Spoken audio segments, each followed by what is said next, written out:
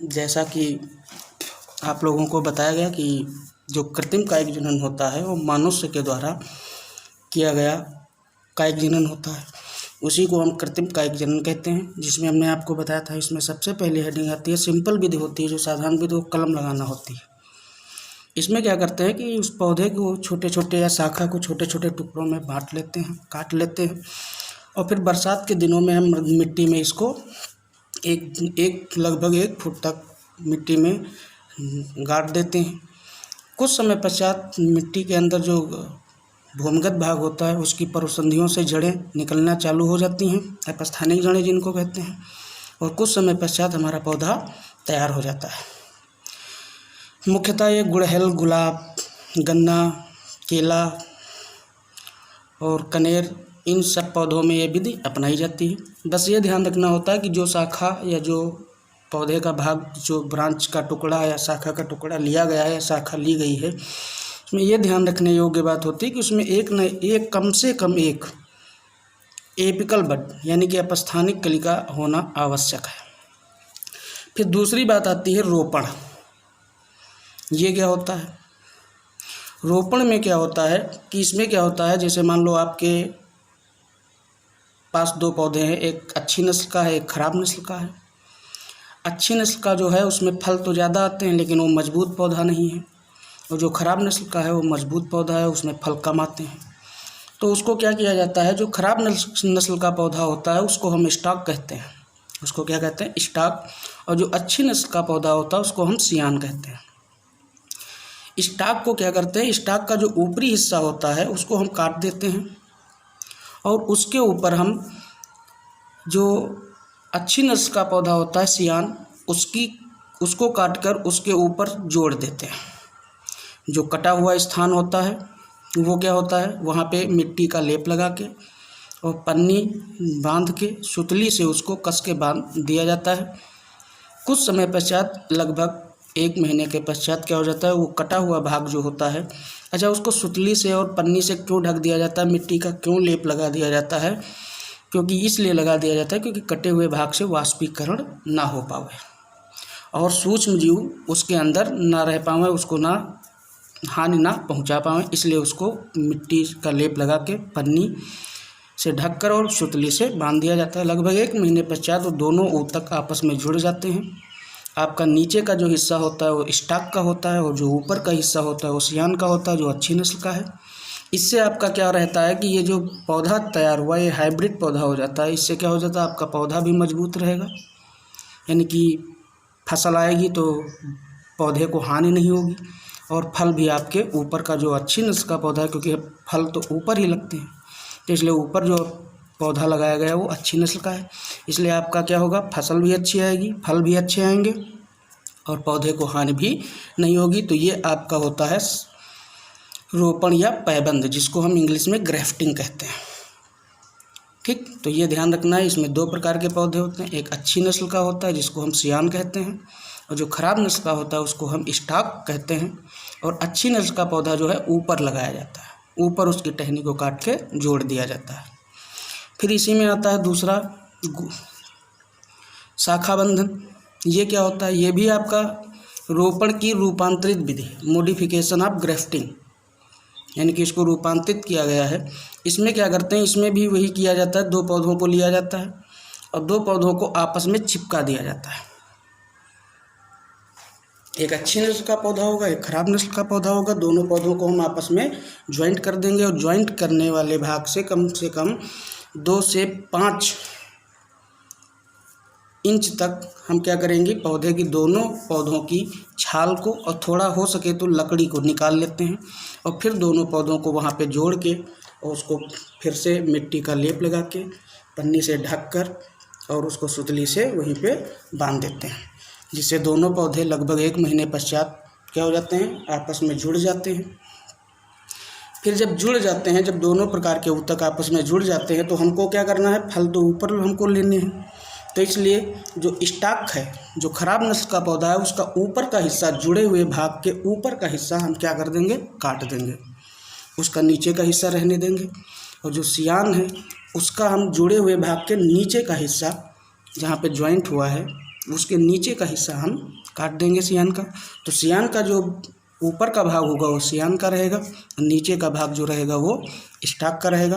तो इससे क्या होगा, ये तकनीक आम, लीची, अमरूद आदि पौधों में अपनाई जाती है बहुतायत से। जो आपकी रोपण विधि थी उसमें भी आम, अमरूद, लीची, अंगूर इन सब में उसका भी बहुतायत से प्रयोग किया जाता है। इससे क्या होता है, जो हमारी पौधों की जो वैरायटी होती है उसमें सुधार होता है, उत्पादन क्षमता में वृद्धि होती है और पौधे को कोई नुकसान भी नहीं होता है। तो ये 2 विधियाँ हैं, कलम लगाना थी, 3 विधियाँ, कलम लगाना, आपका रोपण में क्या करना है, उसमें काट देना है, नीचे का हिस्सा स्टॉक का रखना है, ऊपर हम सियान का लगा देंगे, दोनों को मिट्टी का लेप लगा के उसको जोड़ देंगे। 1 महीने पश्चात दोनों तक जुड़ जाएंगे तो आपको अच्छा पौधा, अच्छी नस्ल का पौधा प्राप्त हो जाएगा। ये क्वेश्चन इसमें 1 नंबर का ऑब्जेक्टिव में पूछा भी जाता है कि रोपण विधि में जो 2 पौधे लिए जाते हैं किस टाइप के होते हैं, किस प्रकार के होते हैं। तो उसमें आपको ध्यान रखना है, अच्छी नस्ल का जो पौधा होगा उसको सियान कहते हैं, खराब नस्ल का पौधा होगा उसको हम क्या कहते हैं, स्टॉक कहते हैं। यही रोपण विधि में वो शाखा बंधन में किया जाता है, दोनों पौधों को जोड़ा जाता है।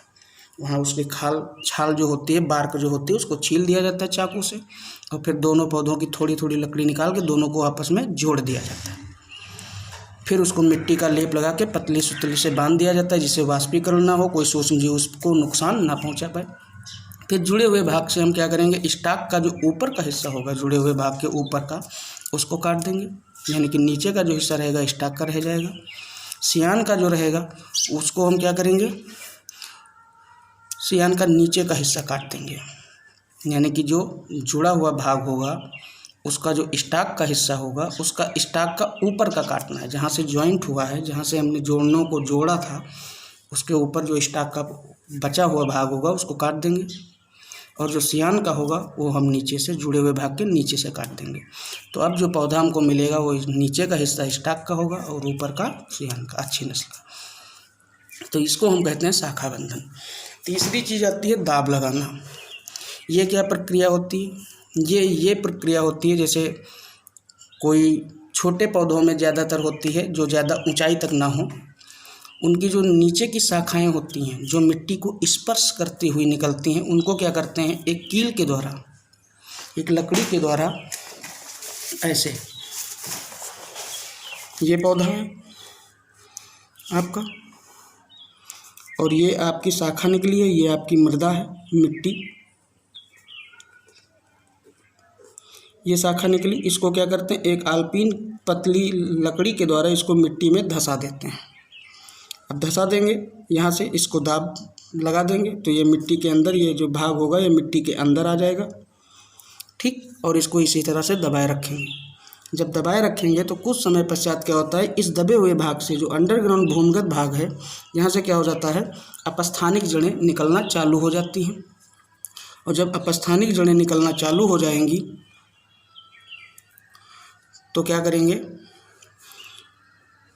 इसको क्या करेंगे, यहाँ से काट लेंगे और इसको अन्यत्र जगह पे कहीं खेत में या फील्ड में लगा दिया जाएगा। तो ये दाब लगाना प्रक्रिया हो गई, ठीक। ये उन्हीं पौधों में इस्तेमाल की जा सकती है जिनकी जो कुछ शाखाएं जो होती हैं ज़मीन को, भूमि को स्पर्श कर रही हैं। इसी में एक प्रक्रिया और आती है गूटी लगाना। गूटी लगाना जैसे आपका हमने बताया था जो रोपण विधि थी, फिर उसके बाद आपका शाखा बंधन था। तो शाखा बंधन क्या था, रोपण का ही रूपांतरित विधि थी। ऐसे ही जो ये आपका गूटी लगाना है, ये दाब की रूपांतरण विधि है।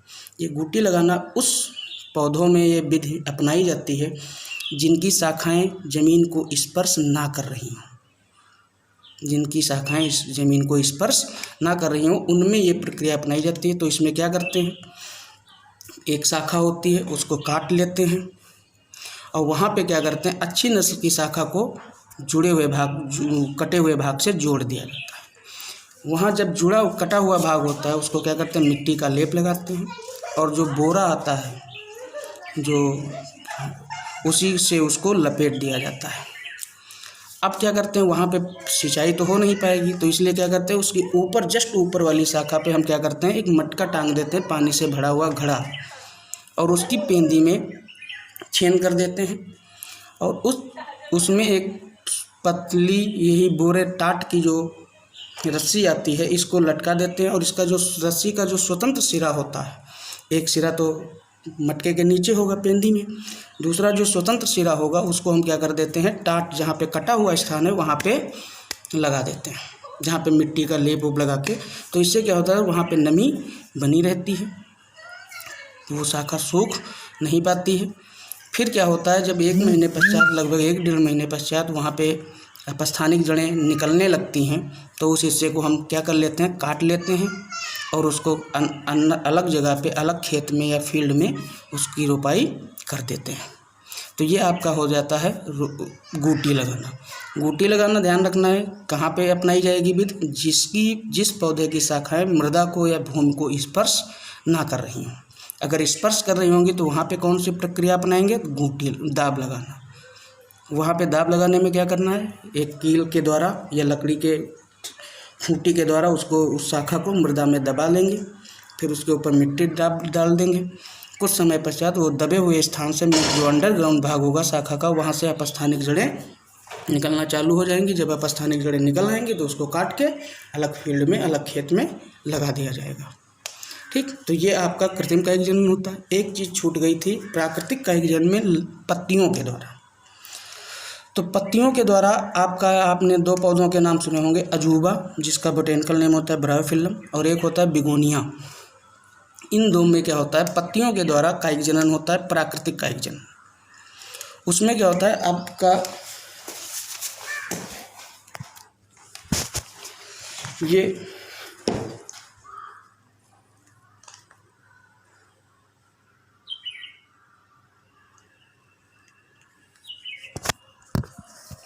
उसमें क्या होता है, पत्ती के द्वारा होता है। पत्ती में आपने देखा ही होगा पत्ती का स्ट्रक्चर,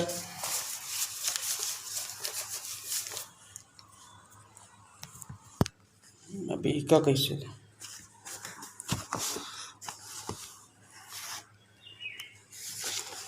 पत्ती के स्ट्रक्चर में आपका जो डंठल होता है, जो शाखा से ब्रांच से लगा होता है, उसको हम पीटियोल यानी कि पर्णवृंत कहते हैं। जहाँ से पत्ती के हिस्से से पर्णवृंत जुड़ा हुआ होता है, उसको हम, जो जहाँ से जुड़ा होगा उसको हम पर्णाधार यानी कि हाइपोपोडियम कहते हैं। पत्ती के बीच में एक मोटी सी सिरा होती है जिसको मध्य सिरा कहते हैं। इसी मध्य सिरा से चिड़िया के पंख की तरह बहुत सारी छोटी छोटी शाखाएँ निकलती हैं जिनको हम वेन्स यानी कि सिराएँ कहते हैं, और इन्हीं सिराओं से छोटी छोटी और उप शाखाएँ निकलती हैं जिनको हम वेनलेट्स कहते हैं यानी कि सिरिकाएँ।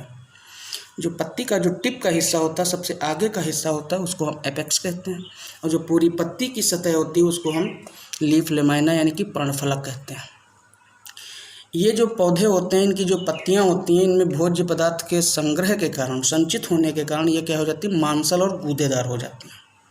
क्योंकि जब यहाँ से अपस्थानिक कलिकाएँ निकलेंगी तो उनको भोजन, नरिशमेंट, पोषण की ज़रूरत पड़ेगी, तो वो कहाँ से लेंगी, उन्हीं पत्तियों से। इसीलिए इसमें मांसल और गूदेदार होती हैं, भोज्य पदार्थ एकत्रित रहता है। तो जो अजूबा के केस में होता है, अजूबा में जो पत्ती से अपस्थानिक कलिकाएँ जहाँ से निकलती हैं वो होता है पर्णतट, यानी कि जहाँ पे सिरिकाएँ मिलती हैं, यानी कि बाहर की तरफ, जहाँ पे सिरिकाएँ पत्ती की लीफ लेमाइना से मिलेंगी पर्णफलक के बाहरी सतह से, वहाँ से आपकी अपस्थानिक कलिकाएँ निकलती हैं। जबकि बिगोनिया में क्या होता है, पूरी पर्ण सतह पे, यानी कि जो पर्णफलक होता है, पर्ण सतह होती है, उसमें पूरी कहीं पे भी वो आपकी अपस्थानिक कलिकाएँ निकल सकती हैं। और ये अनुकूल परिस्थितियों में जब ये गिरती हैं मृदा में, मिट्टी पर, ज़मीन पे, तो ये अनुकूल परिस्थितियों के आने पर इन्हीं अपस्थानिक कलिकाओं के द्वारा आपके नए पौधे का निर्माण होता है। जो चीज़ समझ में ना आई हो, इस वीडियो को थोड़ा धीमे धीमे आराम से समझना, सामने नोट्स भी रखना, हर एक चीज़ लाइन को पहले वीडियो में देखना, फिर वहाँ देखना, फिर समझना। जो चीज़ ना क्लियर हो तो फिर से बताना, हम फिर से कोशिश करेंगे कि आपको ज़्यादा से ज़्यादा समझ में आए। धन्यवाद।